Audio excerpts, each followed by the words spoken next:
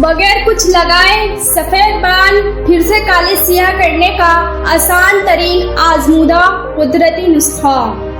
अगर आप मेरे चैनल पे नए हैं तो मेरे चैनल को सब्सक्राइब करें ताकि मेरी नई आने वाली वीडियो आपको मिल सके।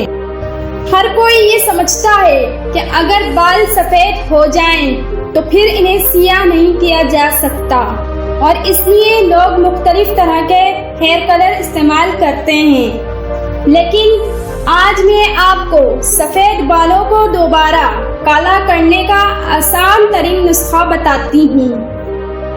अज्जा ये हैं: अलसी का तेल 200 ग्राम, नींबू 4 अदद, लहसुन की 3 तोड़ियाँ, शहद 1 किलो।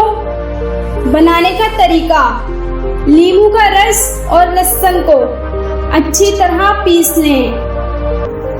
इसके बाद अलसी का तेल और शहद डालें और फिर पीस लें। इस मुरक्कब को किसी जार में डालकर अच्छी तरह बंद कर दें और मिक्सचर को फ्रिज में रख दें। हर खाने से 30 मिनट पहले 1 बड़ा चम्मच मिक्सचर का खाएं और हमेशा लकड़ी या प्लास्टिक का चम्मच इस्तेमाल करें। ये जादुई मिक्सचर दिन में 3 बार इस्तेमाल करने से न सिर्फ बाल मजबूत होकर सियाह होने लगेंगे बल्कि इससे सेहत भी अच्छी रहेगी।